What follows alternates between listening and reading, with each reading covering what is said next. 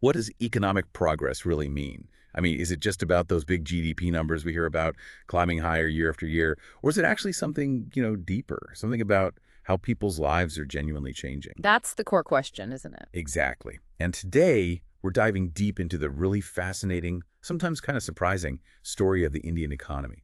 We want to look beyond just the headline growth rates. And try to understand who's actually benefiting, who maybe isn't, and crucially, why getting faster growth hasn't always automatically meant, well, widespread prosperity for everyone. We've got a really compelling stack of sources for this deep dive. They walk us through how the thinking around economic progress in India has shifted over time. Yeah, they trace this journey from the sort of traditional focus just on growth towards this really key concept that dominates the conversation now, inclusive growth. Right. And our mission here, using just this material, is to sort of peel back those layers. Yeah. Absolutely. We'll start with the basics, what economic growth even means in the way these sources talk about it. Then we'll dig into why simply boosting that growth number, important as it is, wasn't really enough on its own. It didn't solve everything. It didn't. And that leads us straight into unpacking this idea of inclusive growth. What is it exactly? Why does it matter so much now? And really importantly, what specific steps and recommendations do these sources say are needed to actually achieve it? So the goal is to help you navigate these ideas straight from the sources and see that bigger picture. Precisely, giving you the tools to understand the debate. Okay, let's really get into it then, starting right at the beginning, based on our sources. How do they define economic growth? What is it, fundamentally? Well, at its most basic level, the sources describe it as the increase in the output of an economy. So think the total value of all goods and services produced over a certain time. Output. Got it. And it's presented as mainly quantitative, right? A numbers game. Exactly. It's measured arithmetically. It's a number, usually a percentage change, that tells you how much more stuff the economy is making compared to before. Just about the quantity, the volume, how much bigger the pie is getting. That's the essence of it. Size of the pie. And the sources explain the mechanics behind this, the engines driving it, those fundamental loops. Yeah, they lay out two key interconnected loops. First, there's what they call the circular motion of income. It's pretty intuitive, actually. How does that work? So when the economy grows, total income increases. That extra income means people and businesses have more purchasing power. They can buy more stuff. Right, which boosts demand for goods and services. Higher demand tells producers, hey, make more. So production goes up, output increases, and that increased output generates more income. It feeds back into itself. Like a virtuous cycle. Right. More income, more spending, more production, more income again. Precisely that. Then there's the second loop, savings and investment. Increased income also means people and businesses can save more. These savings become the capital available for investment. Like building factories, buying machines, that sort of thing. Exactly. Businesses expand, invest in technology, improve infrastructure. This investment boosts the economy's capacity to produce even more in the future, increasing output again. And more output means more income, which can lead to more savings and investment. Another loop. So growth is driven by earning and spending and by earning and investing. These two cycles working together. That's the picture the sources paint. These are the fundamental engines pushing the economy's size upwards. And it makes total sense why countries, India included obviously, are so focused on pushing this growth number higher. What does achieving growth signify, according to these sources? Well, the sources are clear. It's not just about the number itself. Higher growth is generally seen as signifying improved well-being. It usually means more jobs, rising income levels, and an increase in the nation's overall wealth. Better opportunities, higher living standards. The basic promise. Right, that's why it's such a central focus for policymakers everywhere. Now, while growth was always the goal, India faced a specific historical hurdle the sources talk about. This low-growth cycle. What did that look like? Yes, for a long time before the big reforms, India was described as being stuck in this difficult loop. It started with generally low income levels across the board. Okay. Low income meant people just couldn't save much. Low savings meant little capital for investment. That second loop we talked about was weak. Right, not enough fuel for the engine. Exactly. And low investment meant the economy couldn't really expand its output capacity much, which circled right back to generating low income. So you have low income, low savings, low investment, low income, a real trap. And this connects to that famous, maybe infamous term attributed to Professor Raj Krishna, the Hindu rate of growth. Precisely. The sources use that term to describe that period, that seeming inability for decades to consistently grow much faster than about, say, 3.5% a year. It wasn't about religion, of course, but a label for that frustratingly slow pace. A kind of economic stagnation almost. In relative terms, yes. And being stuck around that 3.5% mark, especially with a large and growing population, well, the consequences were pretty severe, according to the sources. What kind of impact did it have on people's lives? It meant that even with some growth, incomes remain low for huge numbers of people at a growing population, and problems like poverty weren't just sticking around, they were often getting worse. So more people competing for a pie that wasn't growing fast enough. Exactly. It led to widespread absolute poverty, significant unemployment because not enough jobs were being created, and it worsened inequalities. Inequalities between regions, you mean? Yes, both between different states, regional imbalances, and even within regions or districts, intra-regional imbalances, plus widening income gaps between the rich and poor. So that 3.5% wasn't just a number. It represented persistent hardship and growing divides for millions. Absolutely. It showed the economy couldn't expand fast enough to lift the majority. And the sources do mention other historical handicaps beyond just the savings investment cycle. Like what? Things like lack of resources at times, limited access to cutting-edge technology compared to richer nations, and significantly, major infrastructure constraints. These held India back earlier on. But things started to change in the 21st century. Yes. The sources highlight a real shift then. Growth rates started climbing, moving well past that old 3.5% mark. India even touched near double-digit growth at points. A significant acceleration. Definitely. A much more dynamic period, although maybe fleetingly seen in the 80s, it felt more sustained in the early 2000s. However, There's always a however, isn't there? seems so. Yeah. The sources are careful to note a distinct slowdown more recently. They talk about a slide starting around 2010 with growth rates falling, even hitting lows around 4.4% in the last decade. Still above the old rate, but a noticeable deceleration. Okay, but here's where, for me, it gets really interesting. This is the core puzzle the sources raise, isn't it? Yes, I think so. They ask this critical question. Even when India was achieving those much higher growth rates, especially after 2005 or so, the sources say that growth didn't make a perceptible impact on those deep-seated problems. Poverty, unemployment, inequality, that didn't improve as much as you'd expect. That's stated quite directly. The higher quantitative growth didn't deliver the desired results in terms of broad-based well-being or reducing those disparities. The benefits just weren't spreading widely enough. The economic engine was running faster, but the power wasn't reaching all the wheels, so to speak. A good way to put it. And this disconnect, this failure of faster growth to automatically lift everyone, that's what forced a crucial distinction, according to the sources, Between growth and... between growth and development. Okay, let's unpack that distinction. Growth is quantitative, the number. How do the sources define development? They describe development as fundamentally qualitative. It's not just about the size of the output, but its nature, its distribution. So not just how much is produced, but who benefits. Exactly. Development includes the distribution of that output, it asks. Is the increased wealth actually reaching the bottommost stratum of society? It implies a move towards more equitable distribution across the whole economy. So growth is making the pie bigger. Development is making sure the slices are shared in a way that helps everyone, especially those with the least. That's the core distinction the sources draw. And for a long time, the prevailing idea, as the material points out, was this trickle-down theory. Ah, yes, the idea that if you just focus on growing the economy really fast, The benefits would eventually sort of naturally percolate or trickle down to everybody else. make the pie big enough, and crumbs will fall for everyone. That was the thinking. Grow first, and development, equitable distribution, would follow automatically. So the early policy focus was heavily on just boosting that growth rate. But the sources challenge this theory, right? In the Indian context specifically. They do, quite strongly.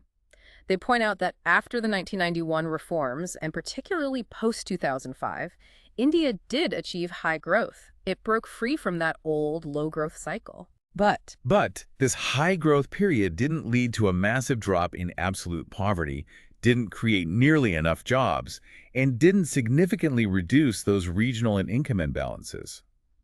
The sources even suggest these gaps might have widened. so don't trickle.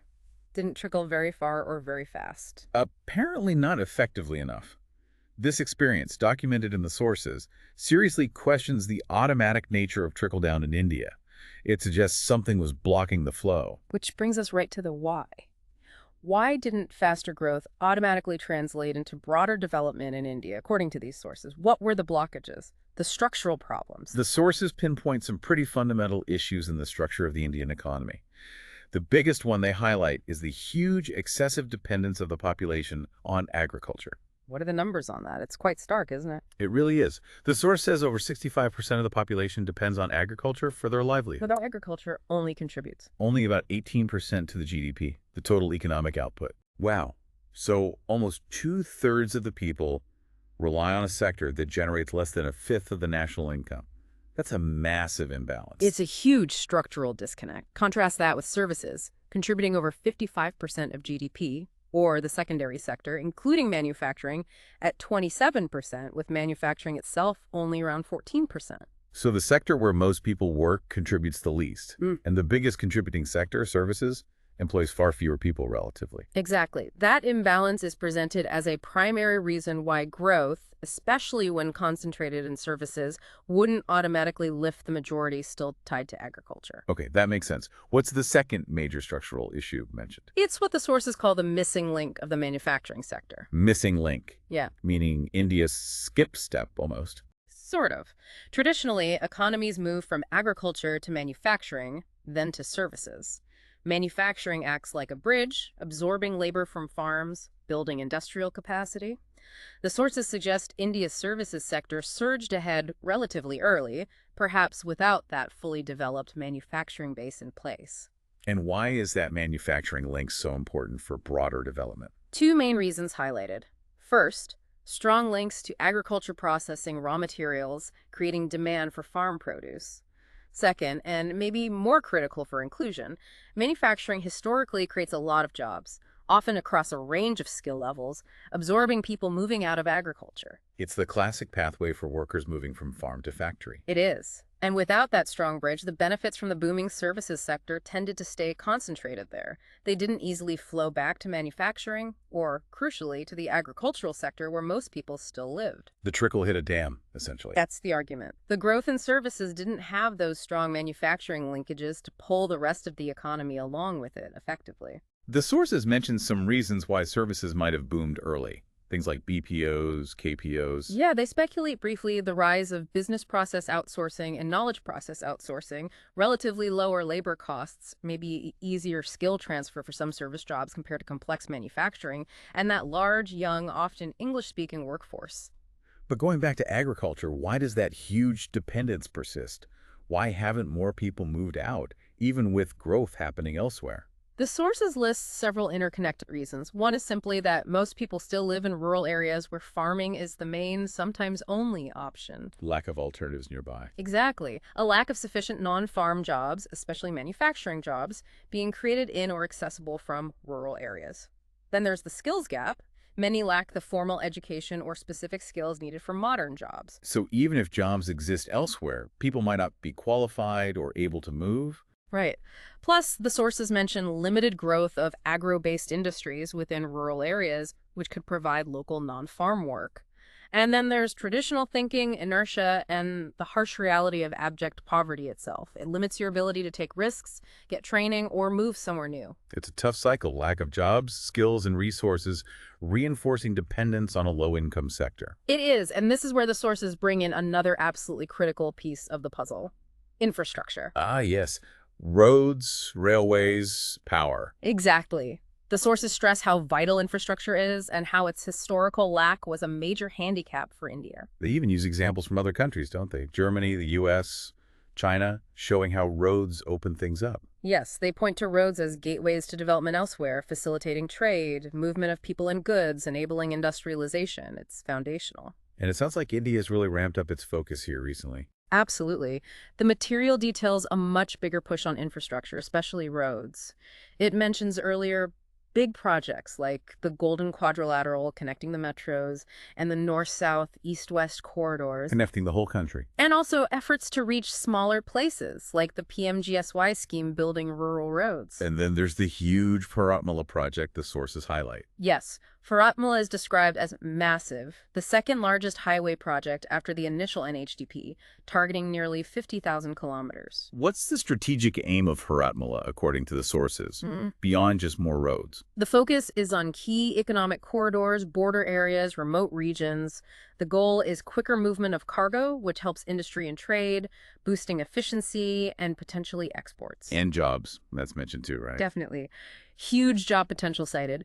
Nearly 100 million man days during construction, plus an estimated 22 million subsequent jobs spurred by the increased economic activity the roads enable. That's significant. How's it all being paid for? The sources mention a mix: debt funds, government budgets, private investment, and models like monetizing existing tolls to fund new roads. Toll operator transfer. Okay, so connecting this back to the structural problems, how does better infrastructure actually help tackle that agriculture dependence and enable broader development? It's about connectivity and mobility. Pan-India links, good roads, and rail, they provide accessibility. They make transport faster and cheaper for people and goods. Which Which means someone in a rural area might actually be able to reach a job in a nearby town or industrial zone. Labor becomes more mobile. Goods can get to market faster and cheaper, making businesses more competitive. so it makes it physically possible for people to shift away from relying solely on farming. Yes, it supports that shift. It facilitates migration or commuting for non-farm work. And it also helps industries disperse. Companies might set up factories in newly connected areas, spreading jobs beyond the old hubs. So infrastructure isn't just concrete and steel. It's building the physical pathways for economic benefits to actually spread out. That's the idea. Creating the network needed for a more inclusive pattern of growth. And understanding all this, that growth wasn't enough, that structure and infrastructure matter hugely. This seems to have led to that shift in language the sources mentioned, moving from just development to focusing on inclusive growth. Exactly. The sources mark this as a key evolution in strategy and terminology. Inclusive growth became the central concept. So what does inclusive growth actually mean, according to the sources? Is it just a buzzword? They explain it's more a new perspective on development. The core idea is that growth must benefit people by and large. Benefits need to be more broad-based, aimed at the masses, not just the classes or elites. So intentionally spreading the benefits wider. Yes, and crucially, it views growth and development as things that have to happen together now and in the future, not one after the other. It implies a deliberate effort towards more equitable distribution as growth happens. Okay, equitable distribution. That term can be loaded.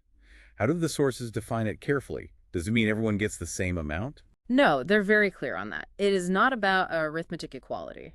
They say that's only possible in theory. So what does it mean then? A fair and just share. Yes, that's the phrase used. A fair and just share for the masses, especially the poor. And they add important nuance. It's okay if the rich get richer, As long as the poor are also clearly moving up, improving their income, their welfare. Even if their proportional gain is less, the key is that everyone is progressing. So the goal is shared upward mobility, not necessarily equal gains. Right. Equitable distribution is achieved when both rich and poor are getting better off. The opposite, inequitable distribution, is when the rich get richer, but the poor stay poor or even get poorer. That framing feels more pragmatic. It's about ensuring the tide lifts most boats significantly, even if some rise faster than others. Exactly. It accepts market realities, but insists on measures to ensure benefits are widespread. So if growth is truly inclusive, what should we actually see happening on the ground? What are the concrete results, the deliverables listed in the sources? They list several key outcomes. Number one, and maybe the most vital, creation of employment opportunities for the masses at the entry level. Why the focus on entry-level mass employment? Because it's the most direct way to provide income and livelihood for large numbers currently unemployed or stuck in low-paying work. It boosts purchasing power, improves well-being, better food, housing, health, and is seen as the best tool to directly reduce absolute poverty. Makes sense. Yeah. What else? Second, a reduction of inter- and intra-regional imbalances. Tackling those geographic inequalities, spreading opportunities more evenly across states and within them. Third, creating opportunities for skill development and formation. Helping people get the skills needed for better jobs in a changing economy. Addressing that skills gap we mentioned. Fourth, better dispersal of industries. Encouraging businesses to set up outside the traditional hubs, bringing jobs closer to more people. Linked to regional balance.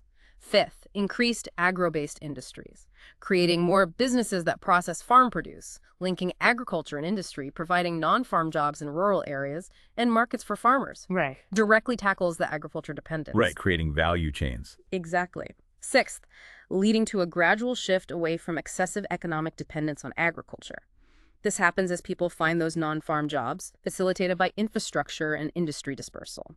It's about positive, opportunity-driven shifts. And seventh, increased vocational employment. Things like carpentry, repair services for cars, TVs, mobiles, gardening, recognizing and supporting skilled trades and local services, often vital in smaller towns and villages. Okay, that list feels very grounded. It's about jobs, skills, where industries locate, how agriculture connects, tangible changes. Yes, these are the markers the sources use to judge if growth is really reaching and benefiting the majority, moving beyond just the GDP figure. Now, achieving these outcomes doesn't just happen. The sources emphasize it requires a specific enabling environment created by government action, central and state governments working together. Right, the government needs to set the stage. What are the key parts of this enabling environment, according to the material? First, we circle back to Pan-India Road and rail links. Still fundamental. Connecting the country, providing affordable, faster transport for people and goods. The foundation. What's next? Second, ensuring accessibility and affordability of essential public services, utilities, and goods. Can you list those again? Sure, public services like primary health care and education, public utilities like electricity, drinking water, sanitation, and public goods like community centers. Why are these so crucial for enabling inclusive growth? Because they're about basic well-being and human capital. Healthy, educated people with access to clean water and power are much better equipped to participate in the economy, get jobs, and benefit from growth. It levels the playing field somewhat. Third, re-energizing the industrial training institutes, ITIs, directly boosting vocational training capacity to meet the skill development goal. Fourth, a policy framework conducive to private sector investment, making it easier and attractive for businesses to invest, grow, and create jobs. The source mentioned the Tata Nano project in Gujarat as an example of attracting major investment. Which connects to that idea of the private sector driving growth. Precisely. The government enables the private sector, invests, and creates jobs within that framework. And fifth, a focus on directly creating employment opportunities where needed. The main example given is MGNREGA. The Rural Employment Guarantee Scheme. Yes, described as providing 100 days of work per year to a member of every poor rural household. It acts as a direct safety net and income support. So building this whole environment, infrastructure, services, skills, investment, climate, safety nets that's seen as essential. The sources call it a key prerequisite. It's what allows the potential benefits of growth to actually flow through the economy and reach people inclusively. Now, the sources also point out that growth and development in some form have always been government goals since independence. So what's fundamentally different about the strategy now compared to earlier decades? That's a really important distinction the sources make. The goals haven't changed drastically, but the how has. What was the old how? Earlier on, the government largely took responsibility for both driving growth through public sector investment and ensuring equitable distribution. It tried to do both heavy lifts. And the problem with that was? The sources argue the government had scarce resources. Trying to do both spread those resources too thin, leading to a dilution of efforts. The result? They didn't achieve either high growth or effective distribution very well. Trying to do everything meant not doing anything optimally. That's the assessment.